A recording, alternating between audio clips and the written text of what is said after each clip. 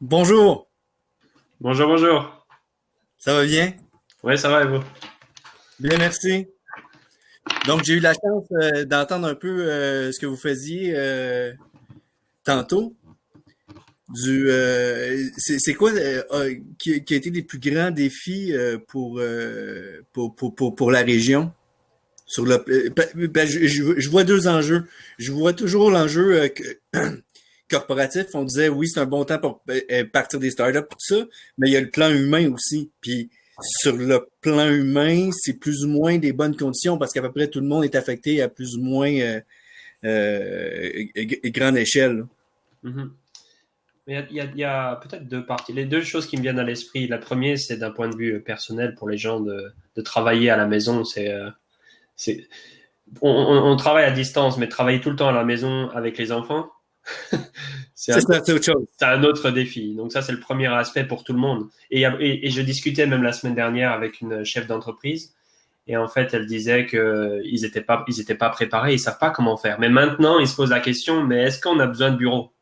Et donc, en fait, je pense qu'il y a Ouais. beaucoup d'entreprises qui sont là. Et la deuxième chose que je pense, c'est il y a ici à Terre-Neuve, là, les gens sont très, c'est une communauté très soudée. Et il y avait un peu une peur de perdre tous ces bons business, ces petits restaurants, toutes ces choses qui fait que la vie est agréable. Et donc, il y a eu beaucoup d'initiatives de solidarité. Et à votre niveau, ça s'est passé comment? Vous êtes à quel endroit?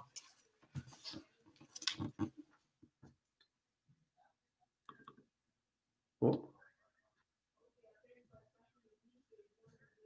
je vous ai perdu?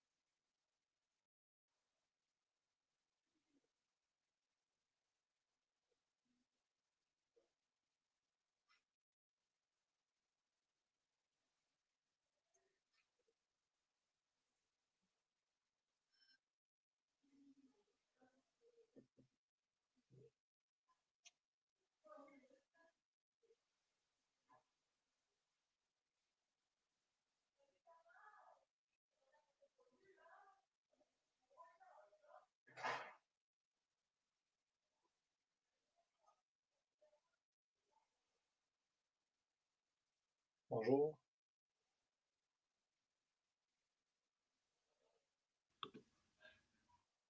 Allô, Jean-Philippe. Bonjour. Bonjour, ça va? Oui, et vous? Oui, ça va. Euh, il y a plusieurs sessions, c'est ça, avec le même thème? Ouais, exact. C'est la première fois que j'utilise cette plateforme, donc Ouais. je me suis Je pense connecté, que mais je ne sais pas comment ça marche. c'est ça, je pense que c'est trop réparti, là, deux par session. Je sais pas s'il n'y a pas 15 personnes, mais je sais Non, pas. je pense que c'est la capacité 15. Ah, ok, d'accord. Ok, je me disais, mais. Ouais. Puis Bernard Bélanger a indiqué que lui, ça a coupé. Puis il y a d'autres sessions avec le même nom, mais je ne sais pas pourquoi ils en ont fait autant, là. Ah, il y a d'autres personnes qui essaient d'embarquer, peut-être. Ouais, Désolé, j'ai eu un problème de connexion.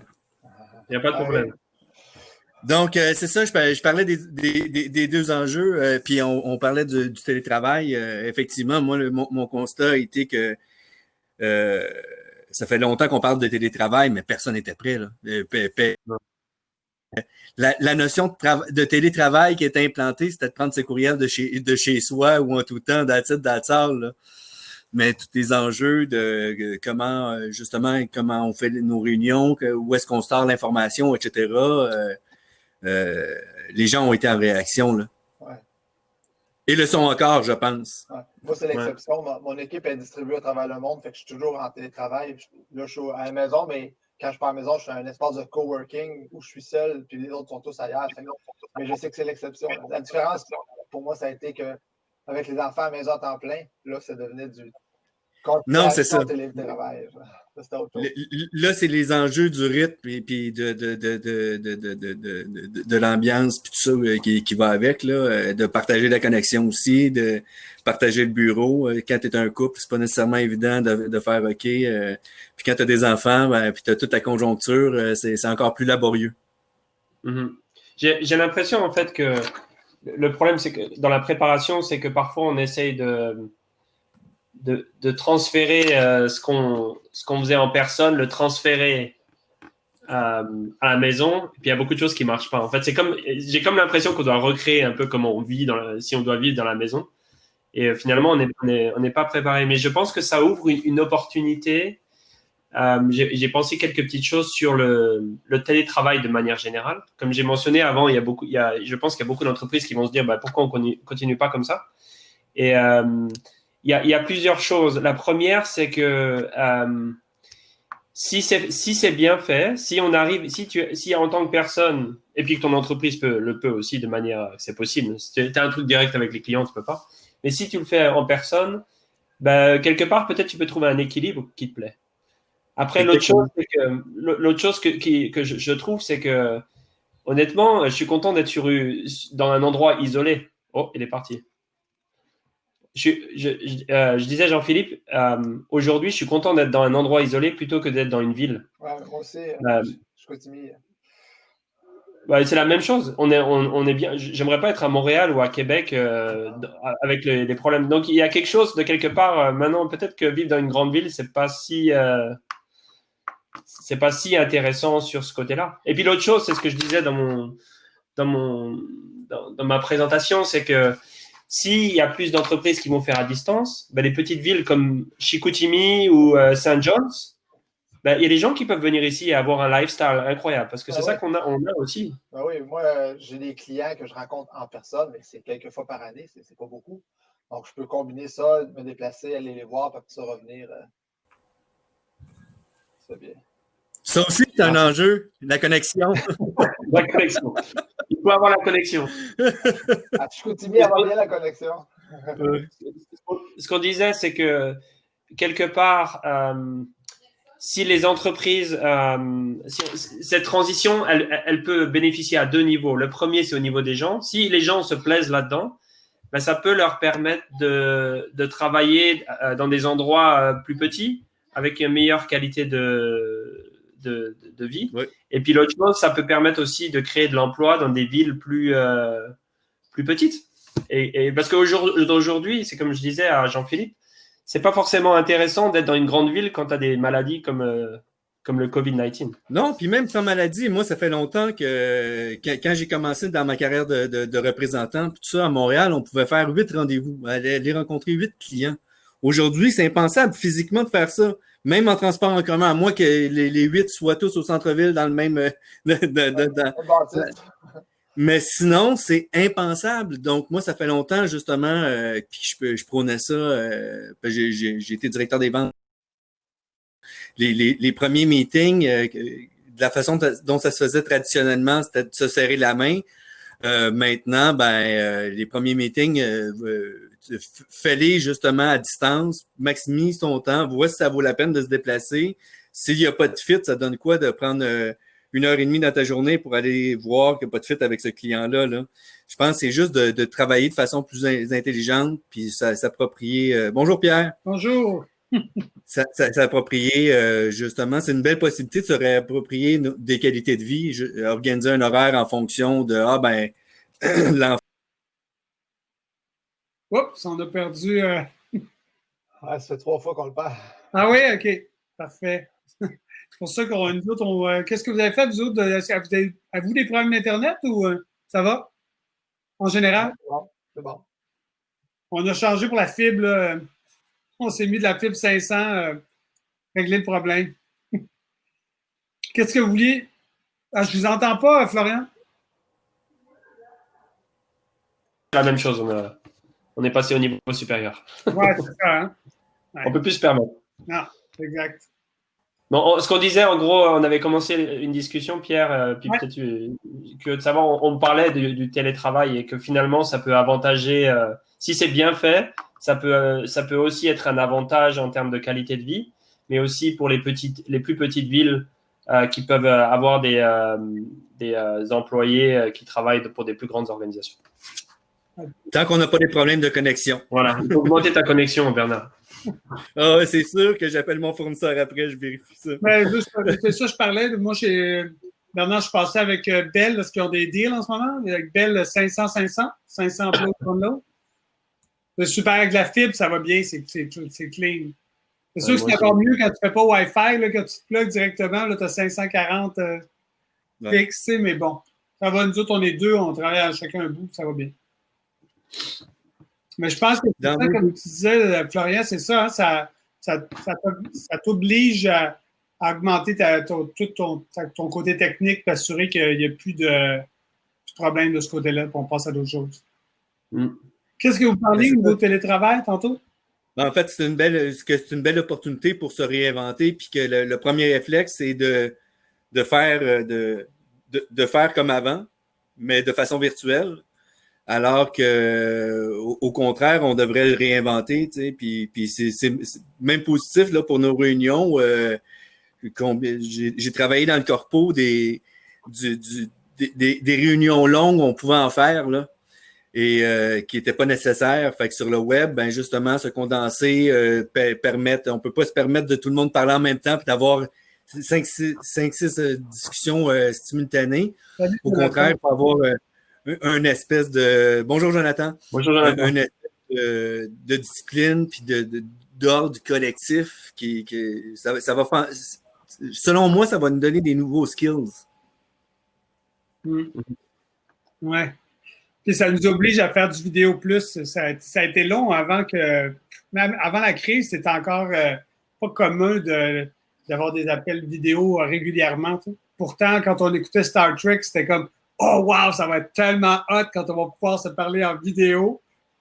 Personne ne l'a fait, ça a pris 20 ans. Tu sais. Jonathan, qu'est-ce que vous vouliez? Est-ce que vous vouliez partager des initiatives? C'était quoi Bernard, est-ce que vous avez commencé à parler de... On commençait à voir les défis, oui. Il y a des opportunités qui peuvent se créer pour des entreprises. Ça peut être une super belle conjoncture, comme on disait dans la conférence au début. Ceci étant dit, est-ce que c'est une belle conjoncture sur le plan humain, tu sais? Parce que oui, tu as peut-être. Moi, j'ai des anciens clients qui ont scalé up à travers la crise, puis ils peuvent pas fournir, mais ils ont du monde de malades à gérer, puis tout ça. Fait que sur le plan humain, c'est pas nécessairement la meilleure conjoncture. Puis c'est ça, moi, j'étais curieux de voir c'est quoi dans l'écho dans vos différents écosystèmes. En tout cas, moi, j'ai pas de situation de scaling de cet ordre-là, mais moi, ce que je sais, c'est que c'est assez difficile pour gestion des équipes, gestion de la famille. Je connais personne jusqu'à date là, qui ont eu des malades, mais tout le monde cherche à s'adapter. Puis je trouve que, je ne sais pas ce qui a été dit au début, mais ce type de plateforme et de contexte-là, à mon avis, c'est favorable parce que on peut le faire plus régulièrement qu'un Startup Fest, que n'importe quoi. Tu sais, on n'a pas à attendre une fois l'année. On peut donc se mettre à jour mensuellement, se partager les meilleures pratiques. Puis peut-être, en fait, il y a quelqu'un tantôt qui a mentionné qu'eux, ils avaient mis en place un daycare pour leurs employés. Ouais, en fait, c'est moi qui ai mentionné ça. En fait, c'est un daycare pour les étudiants qui viennent à nos ateliers. Mais tu sais, je veux dire, ça, là, c'est le genre d'initiative vraiment cool qu'on peut encourager de à répéter, ça peut être de partager des défis, que ce soit comment gérer tes malades. Puis on pourrait inviter, tu sais, moi je travaille dans un centre d'entrepreneuriat pour étudiants, inviter les startups à dire, ben voici les besoins auxquels les entreprises ont besoin de répondre, celles qui scale, celles qui ont la capacité de vous payer, parce que là, ce qu'il faut aller, c'est où est-ce qu'il y a du cash, tu sais, c'est con, là, mais... Et t'es à quel endroit, Jonathan? En ce moment, je suis au centre d'entrepreneuriat de l'Université de Montréal. Ah, ok, d'accord. Puis, j'ai mes services à mon compte également. Là. Ok, cool. Il me semblait que j'ai parlé avec un de tes collègues? Un de tes collègues il y a quelques semaines, en tout cas. Je devais venir à Montréal. En mars. Yeah! Est-ce qu'il y a un lien avec Trajet M? Trajet M, c'est de la polytechnique et spécifiquement sur la mobilité. Ouais. Okay. Donc, c'est une super belle initiative, là. C'est vraiment cool. Mais nous, c'est, dans le fond, l'UDM en entier. Okay. Et ce que je veux mentionner, moi, je suis complètement d'accord sur le partage des bonnes pratiques et le faire plus souvent, parce que en fait, il y a aussi une question d'accessibilité. Tout le monde ne peut pas se permettre d'aller à Starterfest, payer ce montant-là et prendre ton billet d'avion. Il faut déjà avoir un budget et puis peut-être tu veux plus investir ce budget autre part. Donc, avoir ça va augmenter l'inclusion, quoi. Et c'est un peu le niveau supérieur qu'on essaie de pousser, nous, c'est comme je te disais, aussi comprendre qu'est-ce qui se passe à la maison. Et qu'à la maison, surtout dans le contexte de confinement, quand tu dois t'occuper des enfants, moi j'ai un enfant qui est derrière à 6 ans là. J'en ai 3, moi. C'est difficile. Tu es obligé d'être papa, speaker, chef de... Il y a beaucoup de choses, mais il y a on a une nouvelle présidente et elle a écrit un article que j'ai trouvé vraiment bon. Elle a dit It's fine that the dog barks. Il n'y a pas de problème si pendant ton appel, le chien fait du bruit. Et en fait, quelque part, c'est parce qu'on s'attend à ce que quand tu fais un appel professionnel, qu'il n'y ait pas de bruit. Mais en fait, on est obligé d'accepter au jour d'aujourd'hui que travailler à la maison, là, c'est pas la même chose que travailler au travail. Et c'est ça que je disais, on ne doit pas faire la même chose. Avec tout le monde en télétravail, c'est différent. Avant, il fallait être plus professionnel. Là, ça l'est moins. Nous, on est chanceux. Nos enfants ont accès à l'école depuis hier, donc on est en congé maintenant. J'attends ça. Mais tu vois, oui. Mais ce que tu mentionnes, à mon avis, il y a je ne sais pas comment bien le phraser, mais on parlait d'inclusion, mais à mon avis, toutes les sphères de notre vie vont un peu plus se rassembler, tu sais. Là, on comprend que, hey, finalement, tu es un parent. Hey, ça fait partie de ta réalité, tu sais. Et je pense que ça va peut-être un peu plus blender. Je parlais avec une de mes amies ce matin qui est consultante en financement, puis elle me dit, je vois des trucs hallucinants là, que je n'avais pas vu avant. Tu sais, les gens, ça fait 2 mois qu'ils sont chez eux, ils se sentent de plus en plus à l'aise. Ils ouvrent un Skype, puis là, ils sont en train, genre, ils sont en pile, ils sont en train de fumer des joints, tu sais, comme à des heures où tu ne devrais pas faire ça avec ton consultant en financement. Tu sais, comme, il y a des frontières qui sont en train de se briser, puis peut-être pour quelque chose qui est mieux, tu sais. J'ai une petite annonce. This meeting is recorded. J'ai nommé personne. Je n'ai nommé personne. Just kidding.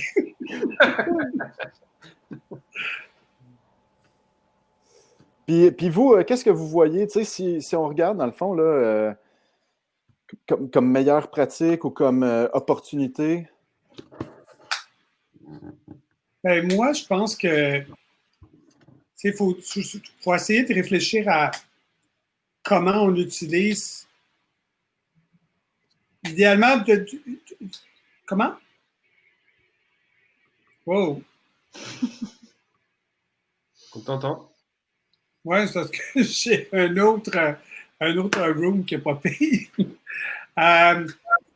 Oui, c'est ça. Ben, je pense que c'est comment on crée de la valeur à travers tous ces meetings-là, puis qu'on gagne du temps et non on en perd, parce qu'au début, pour s'habituer, je pense que moi, ce que j'ai vécu, je ne sais pas si vous avez vécu ça, mais ça fait qu'il y a quand même beaucoup de perte de temps aussi.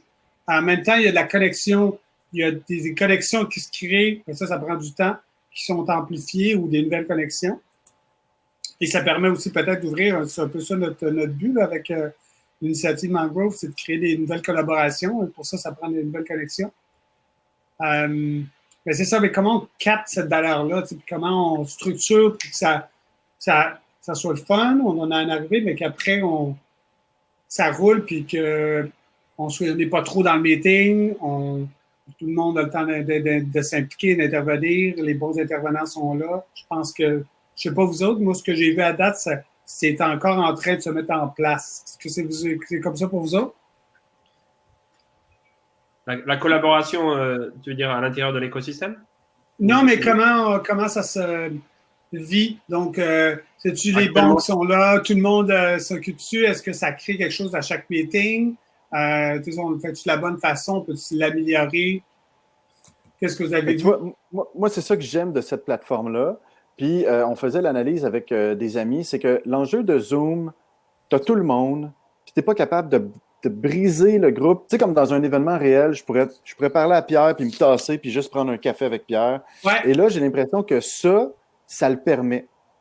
Fait que je sens qu'à force d'en faire, on trouve nos repères. Et jusqu'à date, c'est la plateforme la plus naturelle pour un événement que j'ai vu. Cela, on parle? Ouais. En ce moment, là. Oui, mais vous n'avez pas essayé les rooms avec Zoom? Ce que moi, on m'a dit des rooms de Zoom que je n'ai pas vécu, c'est que le breakout se fait par le modérateur. Ouais. Et donc là, en ce moment, c'est moi qui décide où je me promène. Ouais. Tu sais, je garde ma liberté de participant.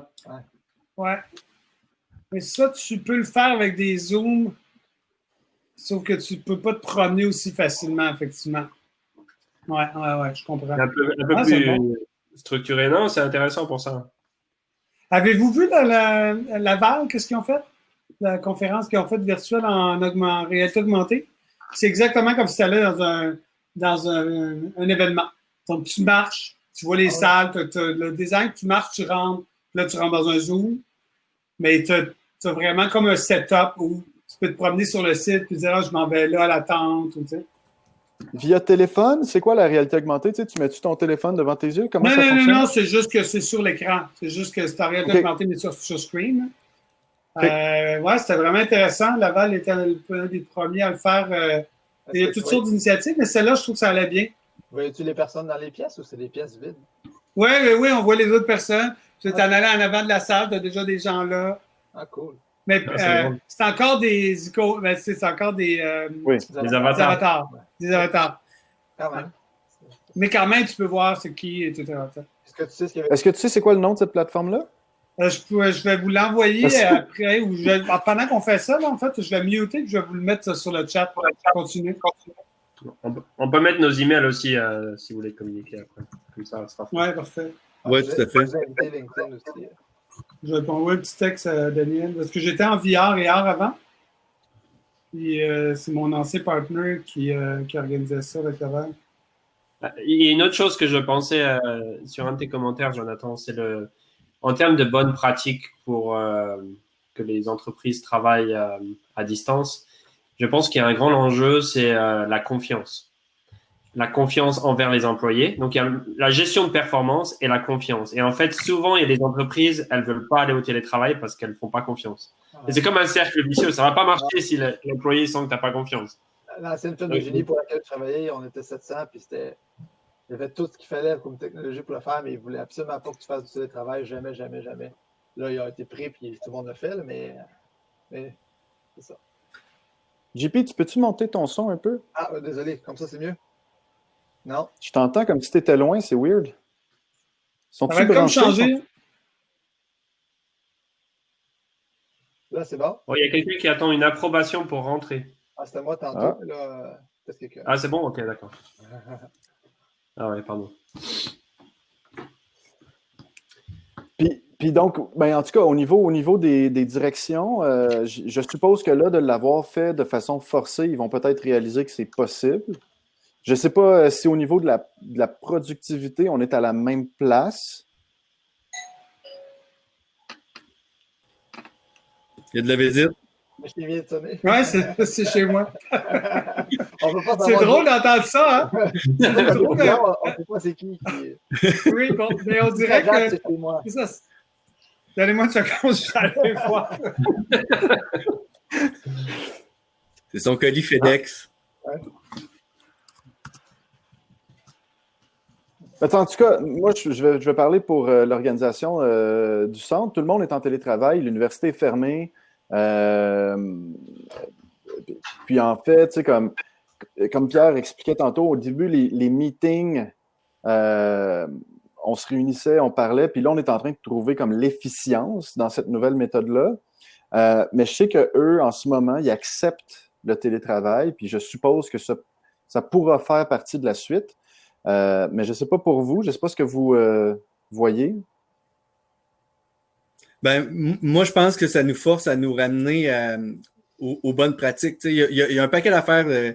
On a beau être des professionnels, des experts de peu importe le domaine, puis quand on tombe dans l'exécution, à un moment donné, dans le day-to-day, on fait des choses, on prend des choses pour acquis, les meetings, le meeting hebdomadaire, le board de direction, aussi, ça. Puis là, on le voit, il y a du monde qui, bon, les meetings sont super longs avec Zoom, on a perdu 1 heure et demie pour rien, etc. On aurait pu ne pas faire le meeting puis envoyer un courriel, ça aurait été beaucoup plus simple. Fait que tout ça, ça nous ramène aux bonnes pratiques, puis c'est pour ça que je pense que on voit des points de friction présentement, parce que c'est ça, on est en train de réapprendre à travailler, puis justement, en travaillant de la maison, on le fait pas au bureau pour la plupart.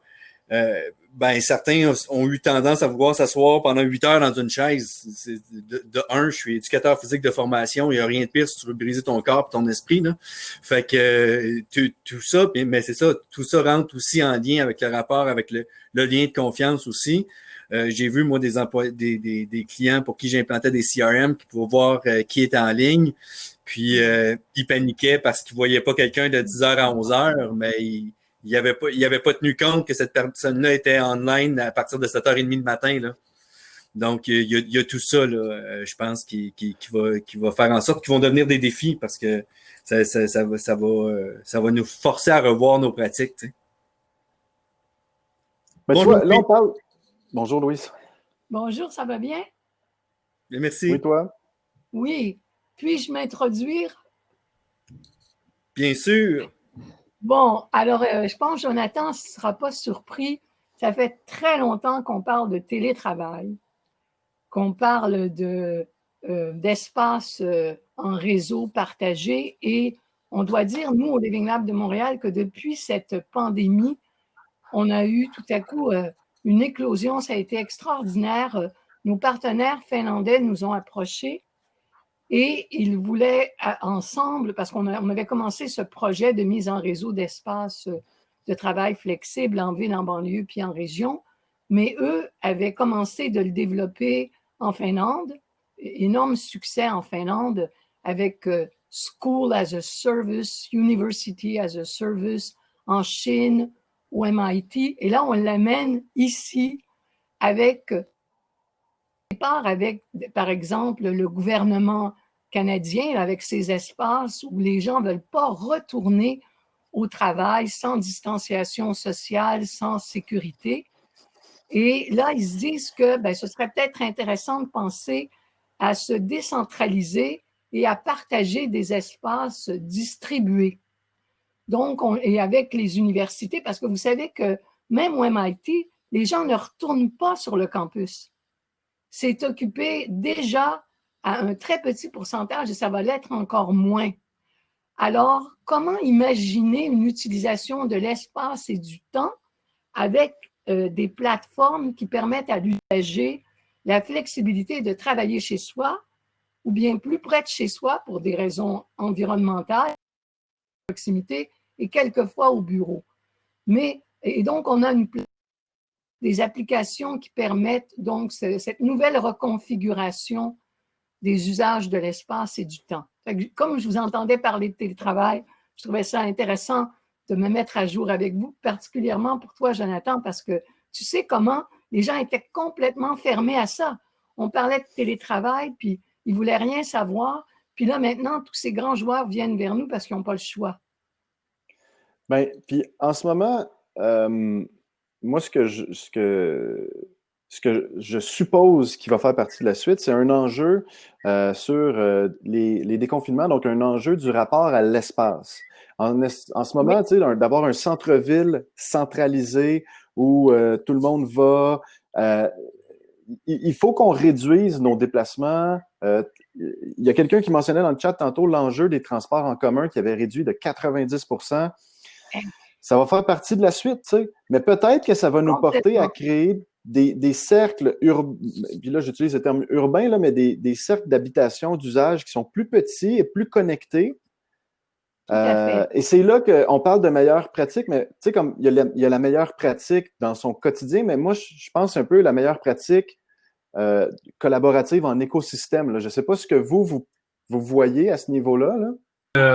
En fait, on doit redéfinir c'est quoi la segmentation au Canada. Pour l'instant, c'est un peu un écosystème, une ville. En fait, je pense qu'on doit revoir ça parce que tout ça a été bâti sur la base qu'on peut se voir et puis on peut interagir plus. Si on fait une transition complète ou partielle, on doit redéfinir comment on se structure en fait. Parce que je dirais même, il y a une chose que je pensais, je me disais, ok, si je pousse un peu plus sur le télétravail, il y a plus de gens qui font du télétravail ici à Saint-Jean et à Montréal. On a des gens qui sont employés à Montréal aussi. Donc, ça veut dire que ces gens, ils sont dans différents anciens écosystèmes. Et on peut partager plus de choses. Et de manière générale, tout le monde va gagner d'avoir différentes perspectives, différentes expertises, différents réseaux. Tout à fait d'accord. Tout à fait d'accord. Et tu vois, j'entendais, je ne sais plus si c'est dans cette conférence ou une autre, où le gouvernement se demande comment scaler l'innovation. Tu sais, parce que je suis sur un comité scientifique à Polytechnique où, tu vois, il y a des milliards d'investis dans l'innovation, et au bout du compte, on est 22e. Quand même. On est derrière la Slovénie sans dénigrer la Slovénie, là. C'est quand même, on devrait performer beaucoup mieux que ça. Alors là, on voit qu'il y a plusieurs joueurs qui vont peut-être être plus prêts à prendre des risques et à encourager des projets pour pouvoir utiliser l'innovation pour repartir l'économie pour le plan de retour. En tout cas, moi, je pense que c'est une opportunité qu'il faut essayer de saisir. Et je dirais que souvent, il y a plein de bons produits qui se sont développés parce ça répond à une certaine peur. Et là, en fait, la pandémie, ça a installé une peur que ça arrive, et les gens vont avoir peur que ça arrive encore. Donc, je pense que ça va aider à accélérer la transition. Tout à fait. Fait que si on se fait peut-être un petit tour rapide, moi j'aimerais ça entendre un peu les autres, un peu tout le monde, tu sais, brièvement, tu sais, ne serait-ce qu'un 30 secondes chacun. Là.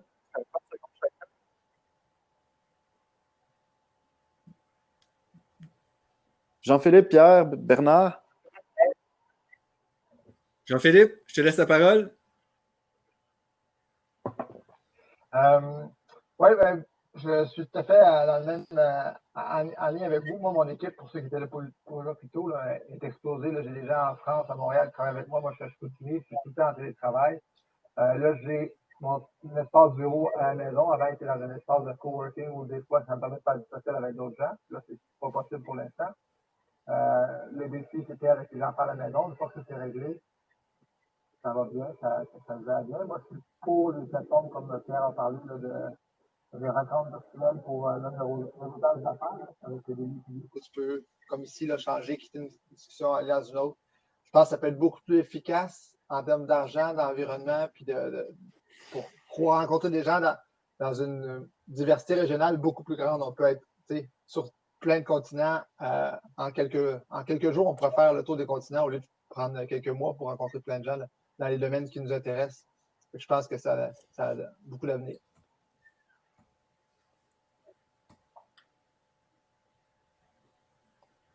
Florian? Pierre, je vois ta bouche parler, mais je t'entends pas. Non, Pierre. Peut-être un rafraîchissement de... Non, on t'entend pas. Fait qu'on peut peut-être prendre un moment pour accueillir Francis. Bonjour, Francis. Bonjour. Moi, j'imagine que tu t'es joint. Oui. Non, mais j'étais un peu intéressé de savoir un peu quelles étaient les discussions où je pouvais intégrer. Mais moi, rapidement, tu sais, je suis le fondateur de Silicon Allen. Puis principalement, j'essaie de enabler un peu tout l'écosystème de Montréal. Je pense que Montréal, on a clairement le potentiel de devenir la Silicon Valley au Canada. Mais bref, moi, j'aimerais ça connecter un peu plus avec les écosystèmes. J'essaie de me connecter beaucoup avec l'écosystème de Toronto. Là, j'aimerais ça qu'on commence à y connecter aussi beaucoup plus avec la partie aussi de Vancouver. Mais donc, je suis intéressé à voir un peu comment ce genre de choses-là peut être fait. Puis là, moi, je viens juste, puis ça peut vous donner certaines idées. Je viens de finir un mandat d'entrepreneurship chez Merck Canada et souvent, la problématique que j'avais pour simplifier la connexion entre les startups et les grosses compagnies, c'est qu'on avait souvent des problèmes à collaborer.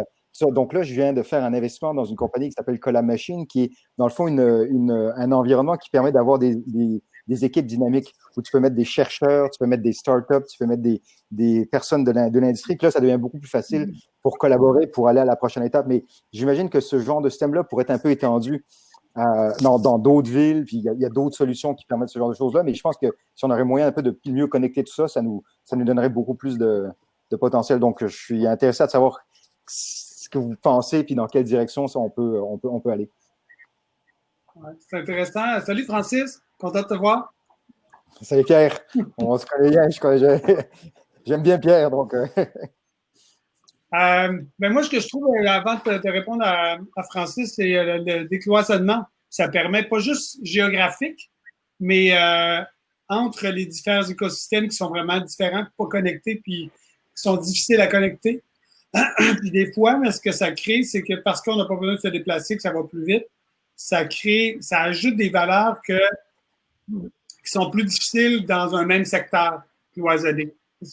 C'est un peu, en fait, quand tu fais de la stratégie pour des entreprises ou des secteurs que tu connais pas, tu n'as pas le channeling d'une vision limitée parce que tu es dans cette industrie-là, tu arrives et tu vois des choses que les gens ne voyaient pas à ce moment-là. Qu'est-ce que vous en pensez au niveau des opportunités de ce côté-là, de décloisonner même? Je vais donner pour moi, c'est ça. C'est qu'en fait, il faut repenser c'est quoi un écosystème de manière générale. Parce que pour l'instant, c'est comme je l'ai mentionné, c'est conçu sur la base d'une ville et la concentration. Mais la concentration des ressources maintenant et la concentration de l'expertise peut se faire en ligne et va être plus en ligne. Donc, ça veut dire quoi? Ça veut dire qu'il faut repenser à comment on structure ces écosystèmes. Et je vais donner un exemple. Un des défis qu'on a, par exemple, ici, c'est que de un, on a pas mal de startups qui ont. Je ne sais pas si vous savez, mais on a une unicorn à St. John's qui a reçu le plus grand investissement de toute l'histoire du Canada. Plus de 500 millions de dollars l'année dernière en capital risque, et dans une petite ville comme St. John's. Et en fait, c'est vraiment incroyable. Et en fait, ce que ça ouvre aussi, c'est que s'il y a plus de télétravail, ça veut dire que ces entreprises, elles peuvent aussi accéder à plus de talents, parce que c'est un des problèmes qu'ils ont. Et les employés peuvent avoir un meilleur style de vie. Et la dernière chose que je mentionnais, dans mon cas particulier, une des choses qu'on essaie de faire, c'est d'intéresser plus d'étudiantes à l'entrepreneuriat. Mais le problème, c'est c'est petit, donc il n'y a pas beaucoup de modèles. Et donc, en fait, un des problèmes, on voudrait juste, par exemple, avoir des speakers de jeunes, moins de 30 ans, des femmes entrepreneurs qui peuvent inspirer des étudiantes ici, mais on n'a pas ça. Donc, en fait, c'est un cercle vicieux et on n'arrive pas à solutionner ce problème. Mais avec un écosystème redéveloppé, on peut accéder à plus de ressources, quoi. Je veux juste prendre la balle pour la repasser à Francis, parce que dans le fond, puis aussi, Louise, tout le monde, je suis vraiment content d'être dans ce groupe-là.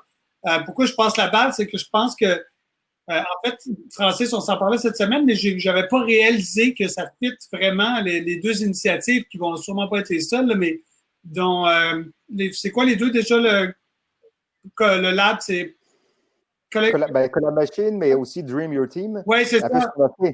Je vais peut-être mettre en contexte. On a fait parler de ça parce que ça connecte bien avec ce que Florent, tu viens de dire, Louis aussi, parce que ça permet justement de créer des structures dynamiques, mais qui sont plus étendues puis de façon agile. Là.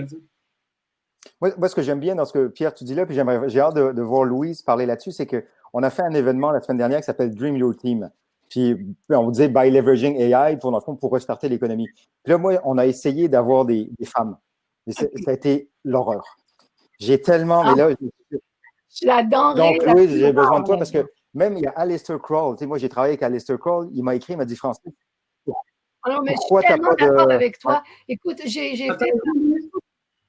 fait partie d'un événement sur le monde 4.0 pour les femmes et j'avais vraiment mis l'accent sur l'intelligence artificielle. Et puis, j'avais fait une blague parce que il y a plusieurs années, j'étais sur la page couverture d'un magazine qui s'appelait La Vie en rose, c'était un magazine féministe, mais j'avais mis sur moi un ordinateur avec un petit tigre, tu sais, et puis j'avais mis les deux oreilles au-dessus de l'ordinateur et une queue qui sortait pour dire apprivoiser l'informatique. À l'époque, ce n'était pas l'intelligence artificielle, c'était l'informatique, mais les femmes n'étaient pas présentes. Et je leur disais, vous savez, aujourd'hui, c'est pas la question de l'informatique, c'est l'intelligence artificielle et c'est toujours le même défi. Et je trouve que c'est fondamental parce que là, l'intelligence artificielle, ça touche absolument tout, c'est transversal. Et dans le projet qu'on est en train de faire, juste un instant, on parle avec Mila. C'est fantastique ce qui se passe à Mila.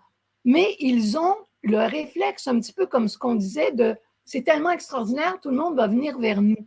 Mais aujourd'hui, il faut être capable de se distribuer, de pouvoir scaler en se décentralisant et c'est difficile pour tout le monde, même pour les organisations les plus avancées. Mais pour les questions des femmes, je suis prête à collaborer complètement. Jonathan, tu voulais dire quelque chose? Justement, parce que je trouve ça intéressant qu'on se partage les bonnes pratiques et les meilleurs coups, mais moi, j'aime ça que ça se convertisse en action.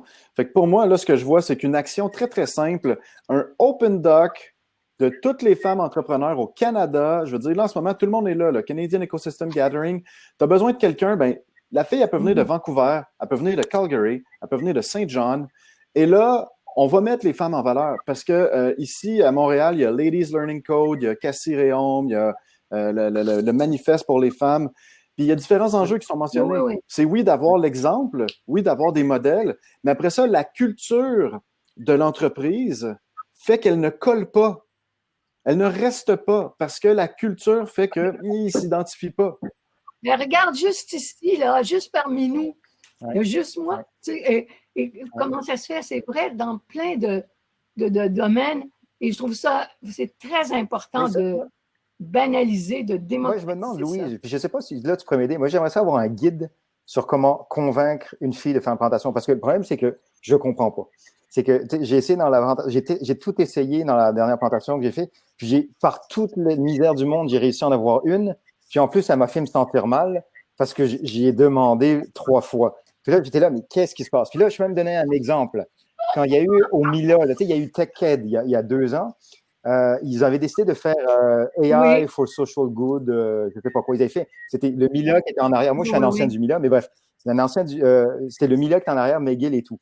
Puis là, moi, j'avais des étudiantes à Concordia qui venaient me voir, ils me disaient, Francis, je devrais aller là-dedans. Je leur ai dit, allez-y, c'est vraiment génial. Puis là, mais moi, je me suis dit, je vais m'inscrire. Puis là, j'arrive pour m'inscrire, puis c'est écrit AI, inclusion pour tous. Et c'est écrit, je ne pouvais pas m'inscrire parce que j'étais un homme. J'étais traumatisé. Donc, ce que je fais, c'est que j'ai appelé les gens un peu dans le. Je comprends, mais regarde, je vais me prendre comme exemple sans me plaindre. Oui. Mais dans le fond, pour finir, c'est que moi, ce que j'ai fait, c'est que j'ai demandé aux gens de l'écosystème en disant, si tu fais du AI for everyone, puis tu parles d'inclusion, puis que tu veux empower les femmes, parce que je viens du domaine du AI, il n'y a pas assez de femmes, on veut les empower, mais là, tu ne peux pas exclure les hommes. Donc, moi, ce que j'ai fait, c'est que j'ai commencé à demander au réseau, puis là, devant 400 personnes, étant donné que je n'avais pas de réponse, j'ai demandé à l'organisatrice en chef pourquoi c'était ça. Puis on m'a dit, on voulait exclure les femmes. Donc là, ce que j'ai adoré, c'est que Nicolas Leroux, le lead de Google, il est arrivé en avant après ma question, puis il a dit, moi, je vais faire ma présentation, et là, je ne répondrai pas s'il n'y a pas une femme qui pose une question. Et là, on était 400 personnes, donc il y avait environ peut-être 20%, 30% de femmes qui étaient là. Et là, quand est arrivé la période de questions, savez-vous ce qui s'est passé? Il n'y a pas eu une question. Non. Ça a été le blanc. Il n'y a pas une fille. Donc là, moi, ce que j'ai fait, c'est que j'ai couru en bas avec une question. J'ai approché 3-4 filles. Je leur ai dit, peux-tu poser cette question-là? Finalement, j'ai eu 3-4 refus. J'ai eu une asiatique qui a finalement décidé de le prendre. Mais encore là, ça a tout pris pour que ça soit fait. Donc, en réalité, je pense qu'on a vraiment plus un travail de fond à faire avec ça. Il faut trouver une manière qu'ils se sentent. Ben, je ne sais pas. Donc, moi, en réalité, moi, je ne peux pas le faire parce que je ne comprends pas la dynamique. Tu vois, mais il y a un problème de fond. Moi, je nous ramène sur la manière de le jouer. C'est, par exemple, nous, dans les entrepreneurs, si tu as un étudiant qui parle à des étudiants, ça colle plus que si un... Bon, ça prend forcément une femme qui va l'aider ce mouvement-là. On t'a choisi. Mais il y a Chloé Frélon de URL. Puis regarde, tu sais, je suis quand même une pionnière, là. Et je pense que, d'ailleurs, ça fait très longtemps que j'ai dit qu'il fallait que je publie. Et à chaque fois, j'ai fait de la technologie au lieu de publier. Mais je pense que je devrais le faire parce que ça va être ma manière de rendre au prochain. Tu vois?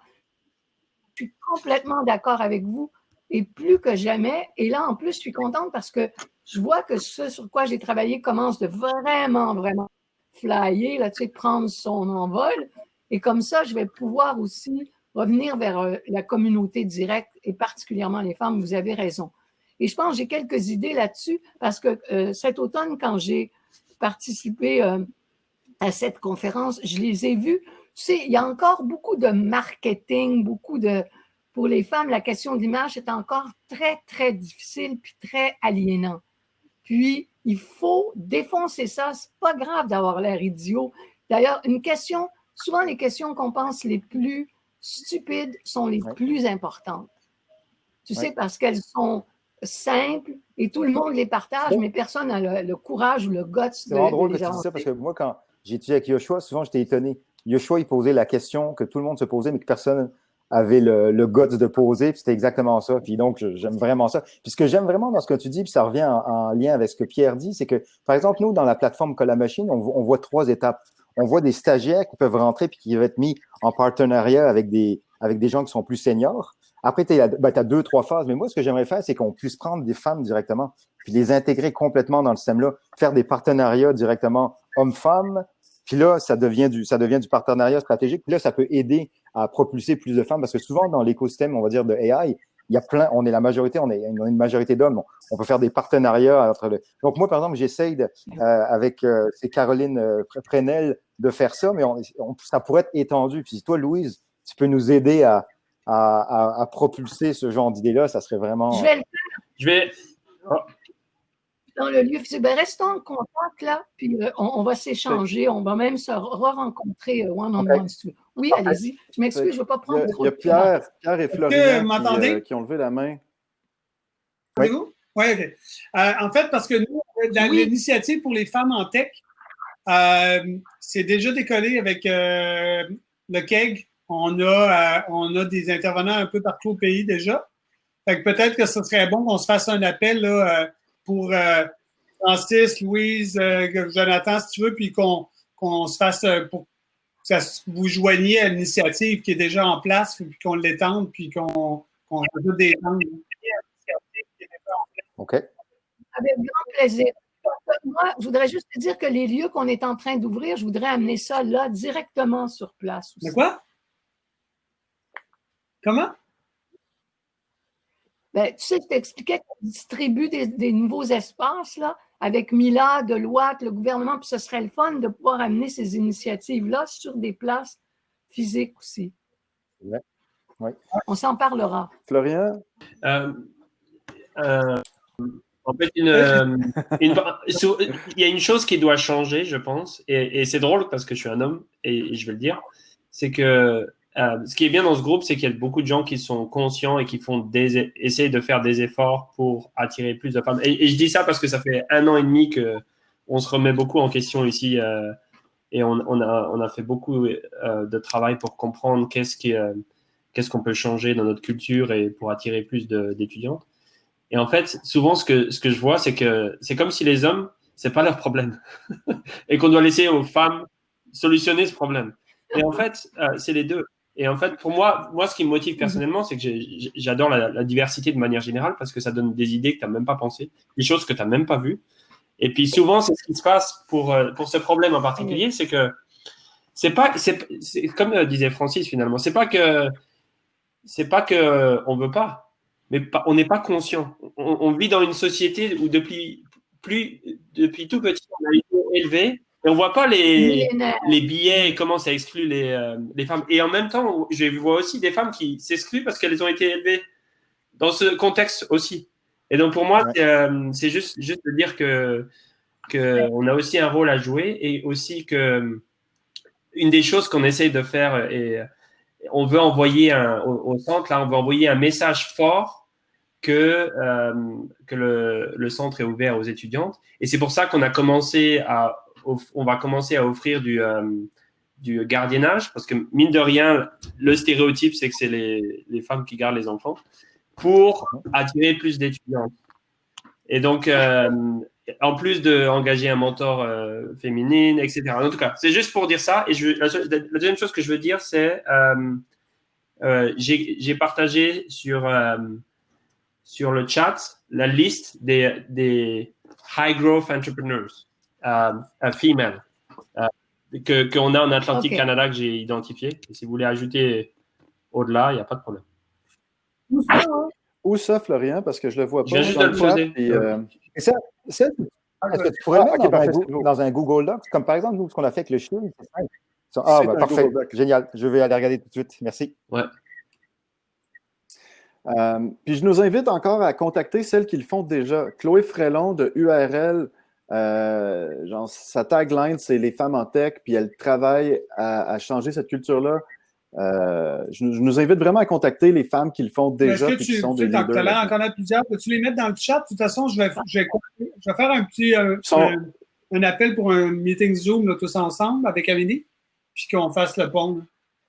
Puis Cassie joindrait à nous sûrement. Oui. Cassie et peut-être Chantal Sweeting. OK. Ouais. Nice. Merci, Laure, de contribuer à la conversation. Laure?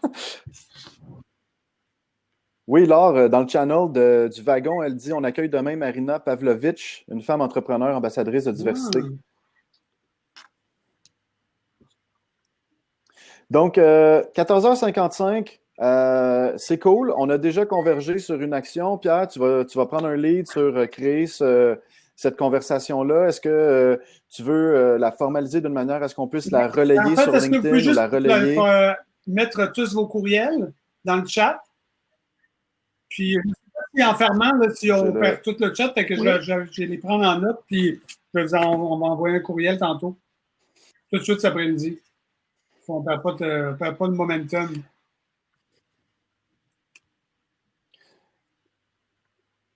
Puis je t'invite vraiment à le publier sur LinkedIn ou un médium public parce que du moment que tu tagues quelqu'un, les autres qui vont s'entre-taguer, ça va prendre feu d'après moi. Est-ce qu'on a, dans les 5 dernières minutes, soit d'autres actions qu'on pense qui seraient intéressantes? On parlait tantôt de maillage d'écosystème, de décloisonnement. Est-ce qu'il y a quelque chose qui nous semble un low-hanging fruit qu'on pourrait rapidement se partager ou mettre en place? Ou, je peux peut-être parler de ça. Moi, j'essaie de l'idée un peu une initiative qui s'appelle Open Healthcare Data Mine. En réalité, c'est juste l'idée qu'à l'heure actuelle, dans le système de santé, on n'a pas accès aux données. Donc, il existe des techniques en AI qui sont super simples, c'est qu'on appelle ça, c'est des données synthétiques. Tu génères des fausses données à partir de vraies données. Puis là, on est en train d'essayer de créer une coalition pour dire au gouvernement, OK, on a besoin d'un healthcare sustainable parce qu'il n'est pas sustainable. On veut pousser ça, mais là, on veut que le gouvernement y ouvre les données en utilisant les bonnes techniques. Puis qu'après, tu auras le MILA, puis tu as tout l'écosystème de AI qui peuvent se mettre là-dessus. Puis après, tu as les startups, tout le monde qui peuvent commencer à dire on fait des apps. Puis ça pourrait être une coalition qui se ferait au niveau canadien, parce que le Canada, comparativement aux États-Unis, la santé, ça fait partie de notre culture. Donc, il pourrait y avoir une coalition, pas juste l'idée par le Québec, mais ça pourrait être canadien. Même l'idée ben, ça pourrait, mais l'affaire, c'est que je pense que, moi, souvent, ce que je poussais, même ce que je faisais avec Merck, c'est qu'on est super bon au Canada, on est plus agile, on est habitué de collaborer en plus. Donc, moi, j'aime bien faire les initiatives au Canada, puis après les scaler aux États-Unis en en Inde, au Japon, là, partout. Mais Mais des fois, c'est qu'on ça aide d'avoir Ouais. des données de l'extérieur à avancer plus vite Ouais. et à ouvrir encore plus vite ton système parce que quand tu es Canadien, mais c'est vrai que déjà, on commence par le Canada, mais j'aime beaucoup ton initiative parce que finalement, c'est pas contre le système, c'est pas de critiquer le système, c'est juste comment l'aider. on pourrait l'aider. Oui. Puis là, ce qui est bien, c'est que moi, j'ai découvert ça quand j'étais chez moi. Tu génères vraiment des fausses données à partir de vraies données. Donc, tu enlèves la partie confidentialité. Puis là, ça devient, moi, j'appelle ça un gold mine. C'est-à-dire, tu peux avoir les startups, tu peux avoir les grosses compagnies. Tout le monde va jouer dedans. Ouais. Ça va permettre de sauver la vie de plein de monde, réduire les coûts, spinner plein. En réalité, c'est comme créer une nouvelle économie. Puis ça, tu sais, on a les gens du AI, de l'école du CHUM. On est en train d'avoir des gens de l'université de Laval. Bref, je pense que ça c'est plus gros. Donc, Il faut que tu me fasses penser de t'introduire Céline Veilleux là-dedans. OK, c'est bon. Parce qu'elle était au dossier Québec, c'est elle qui l'a monté pendant 11 ans. Peut-être que ça va être une bonne alliée. Ouais, c'est cool. Merci. Est-ce que c'est déjà terminé? Est-ce qu'on a j'ai le courriel de tout le monde? Ben, OK. tu devrais. Mais moi, quitte pas, Jonathan, avec les copies. Je ne suis pas sûr qu'on peut les avoir sinon. Je suis en train de préparer un courriel. Je quitte pas. Un beau screenshot à côté. Moi, tu parlais, Francis, d'une initiative canadienne, puis Pierre, d'une initiative mondiale. Tu sais, je pense que d'avoir des bons exemples mondiaux, c'est super bon pour avoir les bonnes pratiques, mais d'avoir quelque chose de canadien parce que la législation est peut-être différente. Je pense qu'il y a quelque chose là. Je nous invite pour la dernière minute, peut-être, chacun, tiens, je vais mettre un timer, c'est super le fun. Mais tu sais, si vous avez comme 1 minute sur quelque chose pour la suite, qui pourrait être mise en place, une initiative ou un... Francis, je trouve que c'est un super bel exemple que tu viens de donner. Ouais, mais moi, la seule chose que j'aurais à dire, c'est que moi, je pense que déjà dans les écosystèmes, on a tendance à être ultra collaboratif. Je pense qu'on est rendu à l'étape d'amener la partie collaboration à large scale. Donc, un peu ce qu'on fait là. Tu prends des gens de plein d'écosystèmes, puis on travaille ensemble, on s'appelle, on règle les problèmes, puis on arrête de s'enfarger dans les détails. Mais bref, on trouve les moyens. Donc, je pense qu'on est rendu là et il faut juste le faire. Tu as fait ça en 20 secondes, man. Tu es un vrai chef. Merci. Qui prend la balle? Ben, moi, je peux prendre la balle. J'aimerais vous mettre à jour dans ce qu'on fait avec nos partenaires finlandais. Je voudrais organiser une sorte de petit workshop et puis avoir, bien sûr, tout votre feedback, puis qu'on puisse commencer de le bâtir. Là, c'est déjà international, mais la Finlande et le Canada, c'est presque la même chose. Alors, j'aimerais beaucoup organiser ça. Louise, 20 secondes, un record. Florian. Je suis une personne, j'aime ça, les records. Bravo. Moi, en fait, je Florian. n'ai pas d'autre chose à dire que ce que Francis a dit. Same for me. Wow. Wow, Francis, quel hommage. Ouais. C'est de plus en plus petit. JP? Ben moi, il faut bon, battre 20 secondes Pierre? et vers le haut maintenant. Tu sais. Ben en fait, on a fait ça pour... tu sais, le KEG a été fait pour augmenter les connexions, mais dans le but d'augmenter le nombre de collaborations. Fait que je pense qu'on a atteint déjà plusieurs objectifs aujourd'hui, mais je pense que ce qui est le fun, c'est peut-être de rester en contact, puis parce qu'on va réfléchir à d'autres collaborations après, puis se dire, bon, j'ai pensé à ça, même si des fois, ça ne nous implique pas, mais des fois, de continuer de s'envoyer des messages pour s'entraider. Mais tu veux pas dire. Je peux juste ajouter quelque chose, c'est ça? 27. Il y a un extra. En fait, ce que je veux dire. Vas-y, Florian. Oh. Et toi, Jonathan? Oui, parce que sinon on est perdu. Aussi, On ce serait sait plus bien quand... que tu nous dises. On a l'impression d'interrompre. Je voudrais juste parler. Ah. Ok, ça tourne. Ce que je veux dire, c'est que pour moi, au final, j'aime collaborer, mais je suis pragmatique et toutes les collaborations, pour moi, elles doivent être orientées sur de la valeur ajoutée pratique, quoi. Pas pour collaborer. Donc, à plus on va commencer par des trucs pratiques, tiens, comme on parle sur les échanges de réseaux de femmes entrepreneurs, à plus, moi, c'est quelque chose qui va attirer du monde et puis qui va être...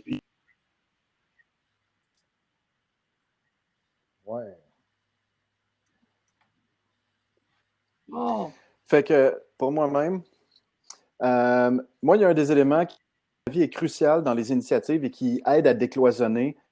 On parle souvent là, de open innovation, open source, open tout, mais moi, je pense que de le faire dans une plateforme comme ça, de façon publique, de façon où ce que nos conversations ne sont pas derrière des portes, qu'entre amis, ça fait que ça oui. force à ça.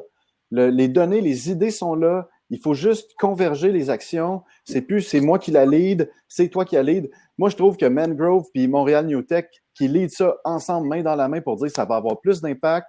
C'est un excellent exemple, puis ça en prend plus des trucs comme ça. Tout à fait. C'est excellent. 23. Oui.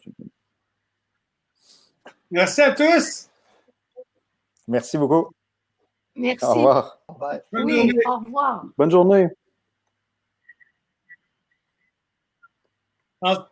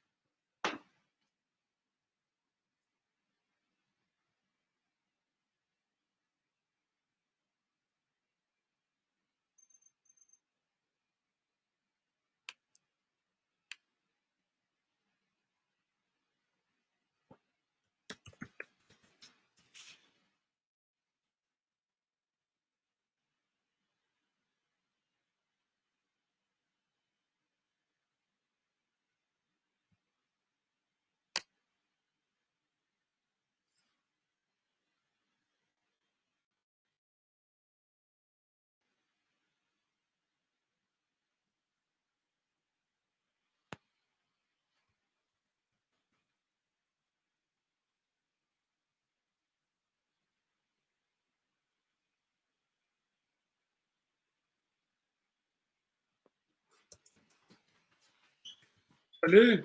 C'est fini.